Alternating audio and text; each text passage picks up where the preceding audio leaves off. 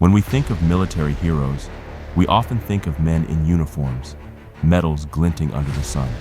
But in Ethiopia, women have stood on the front lines of history, leading armies, resisting occupation, and rising to the highest levels of command.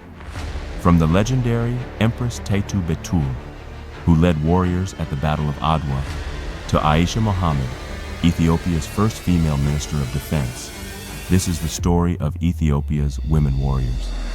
Welcome to Soldiers of the Diaspora, where we uncover the courage, sacrifice, and achievements of African Americans and people of African descent in the military. In 1896, as colonial powers carved up Africa, Ethiopia stood firm and victorious. Empress Taytu Betul, wife of Emperor Menelik II, was at the center of that resistance. She wasn't just a consort, she was a strategist, a commander, and a fierce advocate for Ethiopian independence. When the Italians advanced at the Battle of Adwa, Taytu commanded a force of thousands, securing the mountain passes and cutting off enemy supply lines. It was one of the most significant military victories in African history, and she helped orchestrate it. Taytu wasn't just fighting for a crown, she was fighting for a sovereign Ethiopia, led by Ethiopians. Her legacy set the tone for generations of women fighting, not just with weapons, but with will. Nearly 40 years after Adwa, Ethiopia was again under attack, this time by Mussolini's fascist regime. Among the thousands who resisted was Taytu Betul, a revolutionary, educator, and organizer. During the Second Italo-Ethiopian War, Taytu gathered intelligence, aided Red Cross efforts, and mobilized women nationwide to support the resistance. Her bravery helped sustain the underground efforts while the world turned a blind eye.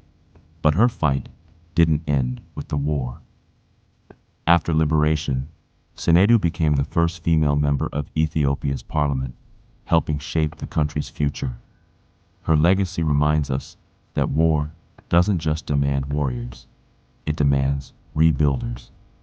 Through civil war, revolution, and global conflict, Ethiopian women have continued to serve on the front lines. During the Ethiopian Civil War in the 1970s and 80s, women comprised nearly one-third of the Tigray People's Liberation Front, TPLF, combatants. They weren't just fighters, but also teachers, medics, and commanders. Many led missions, delivered ideological training, and helped shape a generation of revolutionaries. In recent years, Ethiopian women have extended their service beyond national borders, joining international peacekeeping missions in South Sudan, Congo, and Sudan. Whether operating checkpoints, providing medical aid, or leading logistics, these women represent Ethiopia's commitment to peace and global security. For many, this service comes at great personal cost, but they serve with pride, carrying the legacy of the women who came before them. In 2018, Ethiopia made history again. Prime Minister Abiy Ahmed appointed Aisha Mohammed as the nation's first female Minister of Defense, placing her in one of the highest and most traditionally male-dominated roles in government. Born in the Afar region, Aisha brought a background in civil engineering and politics and a clear message that women could lead Ethiopia's defense with clarity, strength, and integrity. Her appointment marked a turning point in Ethiopia's push for gender equality and inclusive leadership. Under her tenure, she emphasized modernization, transparency, and expanding opportunities for women within the military structure. Her presence in that role wasn't just symbolic, it was transformational.